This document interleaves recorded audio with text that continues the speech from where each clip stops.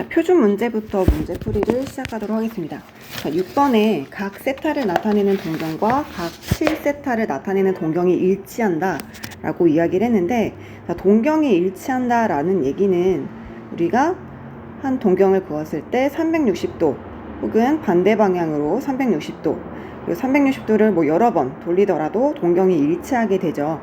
그래서 여기서는 7세타와 각 세타 사이의 차이가 360도의 몇 배라고 표현이 된다라는 얘기입니다.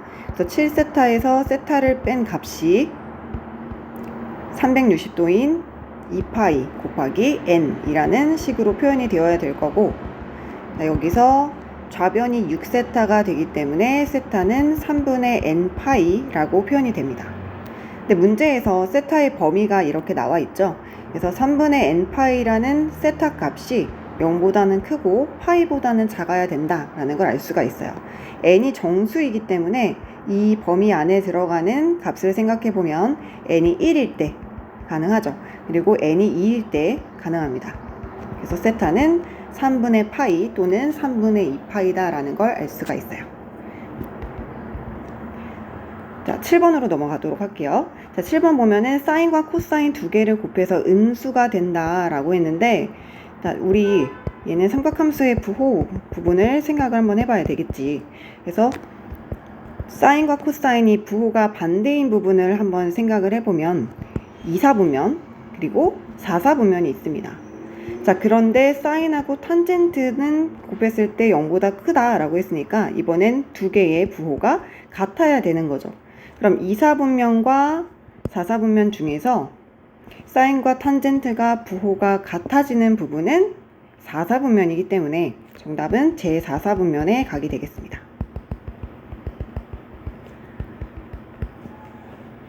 얘는 7번은 간단하죠. 다음 8번으로 내려가서 또 문제 이어서 볼게요. 자, 8번에서 사인과 코사인 두 개를 더해서 루트 2가 된다라는 단서를 줬어요. 자, 요거를 보면 우리는 적혀있지 않더라도 사인과 코사인의 관계식이 어떤 게 있는지 기억을 하고 있어야 돼. 자, 사인하고 코사인은 제곱해서 더하면 1이 된다라는 걸 알고 있기 때문에 얘를 활용하기 위해서 이 식의 양변을 제곱을 한번 해보도록 할게요. 자, 제곱하면 좌변은 s제곱, 코사인 제곱, 플러스 2사인 코사인이라고 될 거고, 우변은 루트 2의 제곱이니까 2라고 됩니다. 자, 그럼 두 개를 더해준 요 부분이 1이 되니까요. 2사인 코사인은 1이라는 값으로 바뀌는 거고, 빼준 거죠, 지금. 자, 그럼 사인 곱하기 코사인은 2분의 1이라는 단서를 하나 얻게 돼요. 자, 이걸 가지고 있는 상태에서 1번 문제를 들어가 보도록 하겠습니다. 자, 1번은 탄젠트는 코사인분의 사인이죠. 더하기 탄젠트분의 1은 역수기 때문에 사인분의 코사인으로 뒤집어 줘야 됩니다.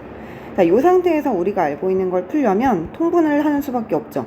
그래서 통분을 해주면 사인 코사인 분의 이렇게 대각선으로 곱해지게 되니까 사인 제곱 더하기 코사인 제곱이라고 되죠.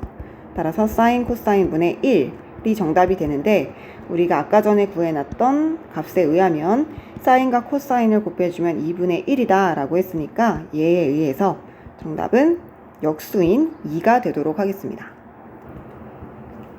자, 오른쪽에 있는 2번으로 한번 넘어가 볼게요.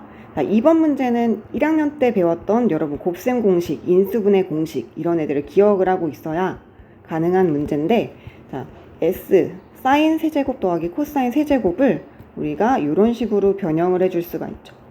사실 이 공식이 아니더라도 풀 수 있는 방법들은 있습니다. 여기서는 이게 가장 베이직한 방법이다 보니까, 자, 이렇게 풀어내면은 여기도 익숙한 값이 있는 걸 확인할 수 있어요. 자, 사인 제곱 더하기 코사인 제곱은 1이다 라는 걸 알고 있기 때문에 1을 대입을 해주면 될 거고, 자, 그 다음에 여기 사인 더하기 코사인은 문제에서 루트 2다 라고 여기 부분에 적혀 있습니다. 그래서 그대로 그냥 대입을 해주면 되죠. 사인 더하기 코사인은 루트 2고, 다음에 연두색 부분 사인 제곱 더하기 코사인 제곱이 1이기 때문에 1 빼기 사인 코사인을 해줘야 되는데, 얘도 아까 전에 구한 값이에요. 그래서 얘는 2분의 1 바로 대입을 해주시면 되겠습니다. 자, 대입해주면 2분의 루트 2가 정답이 된다라는 것도 쉽게 얻을 수가 있겠죠. 그래서 8번 문제 같은 경우는 주어진 식 이외에 사인과 코사인이 제곱해서 합이 1이 된다라는 이 성질을 기억하고 있어야 풀어낼 수 있겠죠. 잘 기억을 했으면 좋겠어요. 자, 9번으로 넘어가서 주기가 파이인 함수를 계산하는 거. 요거는 수업 시간에 했기 때문에 넘어가도록 하겠습니다. 그냥. 자, 10번 문제도 수업 시간에 했네요. 10번 문제도 했으니까 11번으로 바로 넘어갈게요. 자, 11번. 사인과 코사인에 관련된 값을 간단히 하여라 라는 건데,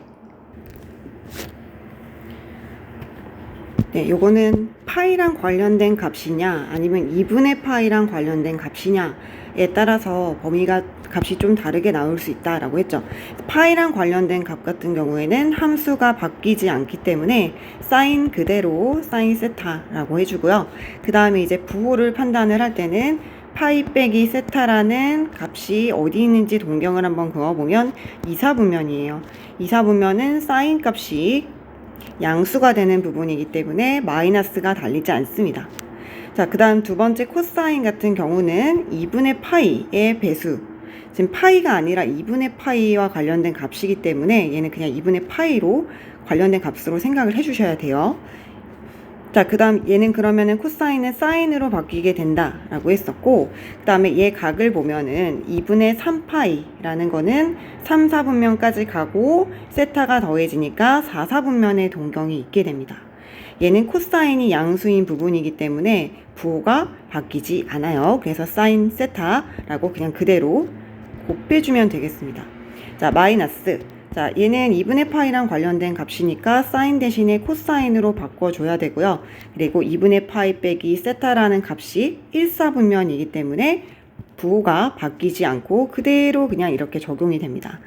자, 그 다음 마지막 코사인 파이 플러스 세타라는 값을 보면 파이랑 관련됐기 때문에 코사인 그대로 유지가 되고요. 그 다음에 각을 보시면 파이 플러스 세타라고 되어 있는데 얘는 제3, 4분면에 있는 각이죠. 그래서 탄젠트가 양수인 부분이기 때문에 코사인은 마이너스가 달려야 됩니다. 그래서 마이너스 코사인이 이렇게 곱해지는 형태가 되겠습니다. 자, 이 상태로 두고서 정리를 한번 해보면 사인하고 사인 곱해준 거 요렇게 표현해야 된다라고 했죠. 여러분 요렇게 쓰시면 안 됩니다. 그래서 사인 제곱 세타 마이너스에 마이너스가 또 있기 때문에 곱해주면 플러스 코사인 제곱 세타라고 바뀌게 되고, 자, 사인과 코사인 제곱의 합은 1이다 라는 거 알고 있으니까 정답은 1이라고 나오네요. 자, 12번으로 넘어갈게요. 12번 방정식을 풀으라고 했는데 일단 얘는 특수각이 아니어서 문제가 바로 풀리지는 않을 것 같아요. 자, 그래프를 하나 그려놓고 관찰을 하도록 하겠습니다. 코사인 함수는 이렇게 0,1에서부터 출발을 해서 2파이가 됐을 때 다시 함수값 1을 찍는 이런 형태로 그려져 있죠. 자, 얘가 0부터 2분의 파이는 안 된다, 정의역에서 빠진다 라고 했으니까 동그라미 뚫어주시고요. 3분의 1이라는 값을 갖도록 이렇게 상수함수 한번 그어볼게요. 자, 그럼 3분의 1이 되는 값이 근이 이렇게 두 개가 존재한다는 걸 알 수가 있죠. 자, 이 근들의 합을 구해라 라고 했는데, 자, 합을 보면 일단 3분의 1이 언제 되는지 우리는 특수각이 아니기 때문에 모릅니다. 그래서 얘를 한번 알파라고 둬볼까요? 자, 얘를 알파라고 두면 근데 코사인 함수가 요 y는 x는 파이라는 이 직선에 의해서 대칭으로 생겼기 때문에 여기가 알파, 여기를 알파라고 두게 되면 오른쪽에 있는 요 좌표는 2파이에서 알파를 빼준 값이 되겠죠. 그렇죠? 그래서 코사인 함수가 x는 파이라는 직선에 대해서 대칭이기 때문에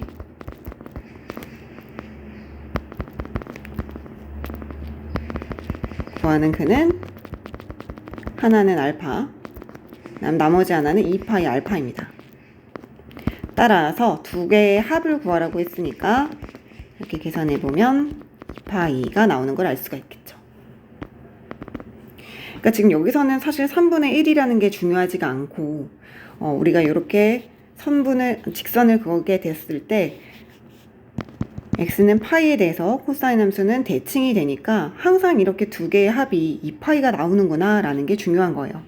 그래서 이거랑 관련된 것도 우리 프린트에서 학습을 할 텐데 했었을 수도 있고 지금 여러분 수업 진도에 따라서 이렇게 생긴 5등분해주는 문제가 있었을 텐데요. 그 문제도 이 문제와 관련이 좀 깊은 그런 개념을 사용한 겁니다. 자, 13번으로 내려가 보도록 할게요. 자, 13번에서는 와이퍼 모양이 나와 있는데 그냥 도형 나타낸 거죠. 부채꼴 형태 한번 봐보면 중심각이 3분의 2파이 그리고 고무판의 길이가 50cm 라고 나와 있습니다. 자, 닦는 부분의 넓이가 1500파이 제곱센티미터다 라고 했는데 그러니까 닦는 부분은 지금 여기죠. 안에 있는 자그마한 부채꼴을 제외한 부분이 바로 닦는 부분이 되는 겁니다. 자, 그러면 얘 둘레를 한번 생각을 해보면 부채꼴의 호의 길이에 대해서 배웠던 그 부분을 개념을 떠올려야 되고요. 여기서는 닦는 부분의 넓이를 알려줬기 때문에 넓이를 한번 써보도록 하겠습니다. 1500파이라는 값은 지금 이 부분의 넓이이기 때문에 모양 대충 그릴게요. 자, 큰 부채꼴에서 작은 부채꼴을 빼준 넓이가 될 거야. 자, 그럼 얘는 2분의 1 r제곱 세타라는 공식을 한번 이용해보면 여기 부분의 값을 우리가 모르기 때문에 얘를 r이라고 한번 더 볼게요. 자, 그럼 얘는 큰 거는 2분의 1 r제곱 할 때 이 길이, 전체 길이가 r 더하기 50이 되기 때문에 반지름 제곱 세타가 이렇게 표현이 될 겁니다. 다음 빼기 2분의 1 r제곱에서 작은 애는 반지름이 그냥 r이기 때문에 r제곱 세타 3분의 2파이 이렇게 되겠죠. 그래서 공통된 거를 묶어보면 지금 2분의 1 3분의 2파이 2분의 1 3분의 2파이가 공통으로 묶이고요. 그래서 2분의 1 곱하기 3분의 2파이 두 개 곱해주면 3분의 파이가 되니까 3분의 파이로 묶어내주면 r 플러스 50의 제곱에서 r제곱을 빼준 값이 되는 거지. 그럼 제곱 빼기 제곱이니까 합차 공식으로 써도 되죠. 그래서 얘를 두 개를 더해주면 2r 플러스 50 두 개를 빼주게 되면 50이 되니까 이렇게 정리가 되겠죠. 자, 얘가 1500파이다 라는 거야. 그럼 여기서 약분을 한번 해보면 50 약분해주면 30이 되겠죠. 그래서 파이도 약분이 되고요. 그래서 2r 플러스 50이라는 값이 90이 되니까 r이 20이었구나 라는 걸 알 수가 있는 거지. 그럼 r이 20이니까 여기다 20이라고 한번 적어두고, 자, 둘레의 길이를 구하라고 했기 때문에 L은 R 세타다 라는 거 이용해주면 되겠죠.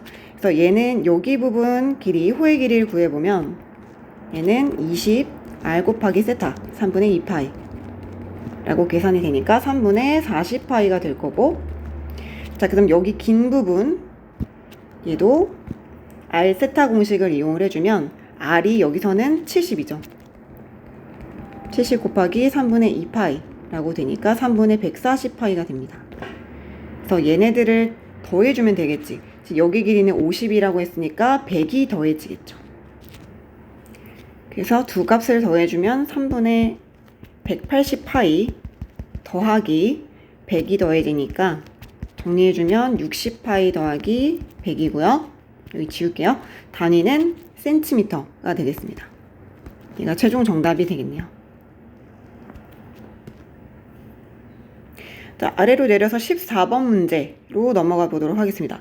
14번 문제는 이 x 앞에 붙어있는 이 수가 하고 있는 역할, 우리 수업 시간에 정말 많이 했었는데 여기가 주기에 영향을 주는 값이다 라는 걸 기억하고 있으면 되죠. 그래서 주기가 어떻게 바뀌었는지 확인 한번 해보면 사인은 원래 주기가 2파이고 x 앞에 6분의 파이가 붙었으니까 약분되겠지.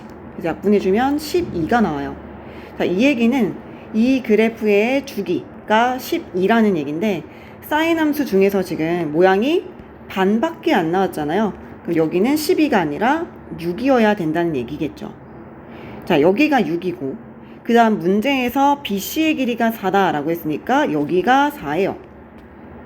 자, 그러면 여기 나머지 길이를 보면 여기 나머지 길이 2개가 남았는데 2개의 길이가 같기 때문에 OB 길이는 당연히 1 이렇게 되어야 됩니다. OB 길이가 1이 되어야 됩니다. 그럼 직사각형의 넓이를 구하기 위해서는 사실은 밑변은 알고 있기 때문에 이 세로 길이, 높이가 중요한 거였는데 B의 X좌표를 알고 있잖아요. B가 지금 1,0이라는 걸 알고 있죠. 왜냐하면 여기 길이를 구했기 때문에. 그래서 여기가 1,0이니까 A의 좌표는 1에서의 함수값 계산 한번 해보면 사인 6분의 파이가 된다는 걸 알 수가 있고요. 얘는 30도에서의 사인의 값이기 때문에 2분의 1이죠. 그래서 A의 좌표는 1,2분의 1이라는 걸 알 수가 있어. 그래서 지금 다 끝났네. 가로의 길이는 4고 세로의 길이는 2분의 1이 나왔으니까 2개 곱해서 정답은 2가 되겠습니다. 수업 시간에 많이 했던 이 주기 개념을 떠올리면 좀 쉽게 해결할 수 있는 문제였고요. 자, 아래로 내려서 마지막 15번 문제 보도록 할게요. 15번 굉장히 많이 틀렸을 것 같은데, 자, 모든 실수 x에 대해서 이 부등식이 항상 성립하도록 하는 실수 a의 값의 범위를 구하시오. 지금 이 부등식을 보면 굉장히 복잡해 보이는 게 사인이 있고 코사인이 있어요. 자, 이렇게 2개의 값이 존재하게 되면은 풀기가 복잡하죠. 그래서 코사인 제곱이란 애를 우리가 사인 제곱 더하기 코사인 제곱이 1이라는 걸 알고 있으니까 코사인 제곱을 1 사인 제곱이라고 바꿀 수가 있습니다. 자, 이렇게 바꿔놓으면 한번 써볼까요? 우리가 사인 x를 선생님이 그냥 s라고 쓸게요. 자, 그러면 얘는 1 사인 제곱 더하기 3 사인 마이너스 a가 0보다 작다라고 되고, 얘를 넘겨주면은 사인 제곱 마이너스 3 사인 플러스 a 마이너스 1이 0보다 크다라고 됩니다. 자, 여기서 지난 시험 때도 중요하게 이야기를 했었는데, 이렇게 치환을 하게 되는 경우에는 반드시 범위가 따라가야 돼. 그래서 사인이라는 애는 -1부터 1까지의 범위를 갖고 있는 애이기 때문에 마이너스 1부터 s가 1까지의 범위에 있다라는 걸 반드시 데려가야 됩니다. 그래서 지금 이게 항상 성립한다라는 얘기는 이 부등식이 정의역이 -1부터 1까지의 범위일 때 이게 성립한다라고 해석이 되는 거지. 자, 그럼 얘는 2차 함수기 때문에 2차 함수고 아래로 블록이에요. 자, 아래로 블록인 이런 형태고, 그 다음에 이 식을 보면은 축은 2분의 3에 있습니다. s가 2분의 3일 때 이렇게 생겼습니다. 자, 그럼 마이너스 1부터 1까지는 어디 범위에 그려져 있냐면 2분의 3이기 때문에 여기는 -1부터 1까지 이런 범위에 있을 거야. 자, 그럼 결국에는 -1부터 1까지 요 그림 부분이 0보다, 함수값이 0보다 크다라는 얘기는 x축보다 위에 있어야 된다라는 얘기잖아요. 그러면 최소값이 이 x축보다 위쪽에 있는 함수값이면 되는 거지. 즉 1이라는 값에서의 함수값이 0보다 크기만 하면은 끝나는 거죠. 자, 그래서 1을 대입을 한번 해보면 여기다 1에서의 함수값을 구하기 위해 대입해 주는 겁니다. 자, 1을 대입하면은 이렇게 될 거고, 얘는 a-3이라고 되니까 제가 얘가 0보다 크면 되는 거죠. 따라서 정답은 a가 3보다 크면 된다가 정답이 되겠습니다.